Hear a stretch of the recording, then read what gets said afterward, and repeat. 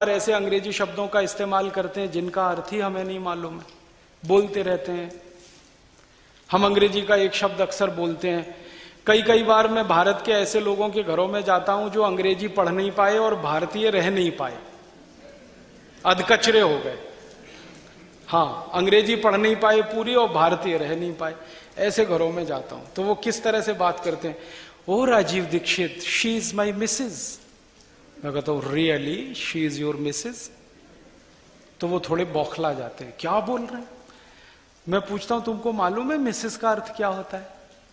मालूम है तो बोलो, नहीं मालूम तो मत बोलो। क्या अर्थ है मिसेज का जानते हैं?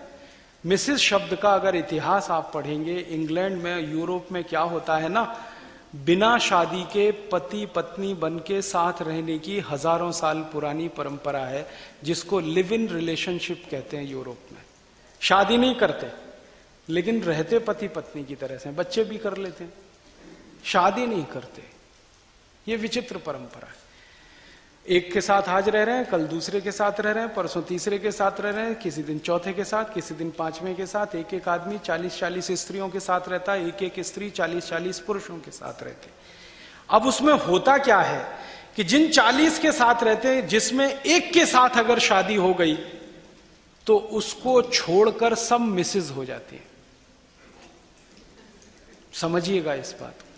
मिसेस का माने है धर्म पत्नी को छोड़कर वो सारी महिलाएं जिनके साथ आप रात बिता चुके हैं, बिस्तर पे रह चुके हैं, वो मिसेस होती हैं। धर्म पत्नी मिसेस नहीं होती। और मिस्टर इसका उल्टा है, पति को छोड़कर वो सारे पुरुष मिस्टर हो जाते हैं। अब हम हमारी धर्म पत्नी को मिसेस बनाने में लगे रहते हैं, oh she is my Mrs. तब मैं कहता हूं really she is your Mrs? मत बोलिए, अच्छा शब्द नहीं, बहुत खराब। हमारे देश में इसके लिए बहुत सुंदर शब्द है, तो हम क्यों बोलें ये? जब नहीं हो तो बोलना मजबूरी हो सकता। अपने पास तो है ना श्रीमती। श्री माने लक्ष्मी, मति माने बुद्धि। तो लक्ष्मी और बुद्धि माने लक्ष्मी और सरस्वती जहां एक साथ हो, वो श्रीमती। कितना सुंदर शब्द है। तो श्रीमती छोड़ के मिसेस में क्यों फंस गए? तो माताओं बहनों से निवेदन है कि मिस्टर ना कहें अपने पति को। भाइयों से निवेदन है पत्नियों को मिसेस ना कहें। यहां से शुरू करें। और एक बहुत खराब शब्द है अंग्रेजी का, मैडम। बहुत खराब। ये जो मैडम शब्द है ये अंग्रेजी का नहीं है, मूलतः फ्रेंच का है। ये फ्रेंच में एक शब्द होता है मादाम। MA माने मां, DAME दाम। दाम माने होता है स्त्री, महिला, औरत, उसको दाम कहते हैं। और MA माने मां, मां माने मेरा।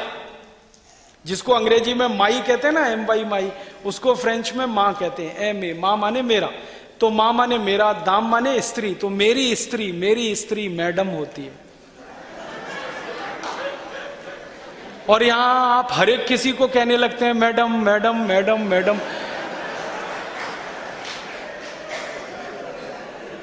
मेरी आपको हाथ जोड़कर विनती है, जिसको आप मैडम कह रहे हैं पहले पूछ तो लो उससे।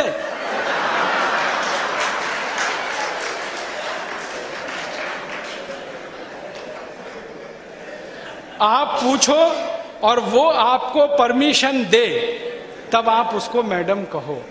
ऐसे ही किसी को मैडम कह देना बहुत खतरनाक है, मत बोलिए आप इसको। अंग्रेजी शब्दों का अर्थ जाने, समझें, फिर उसके बाद उनका उपयोग करें तो ठीक है।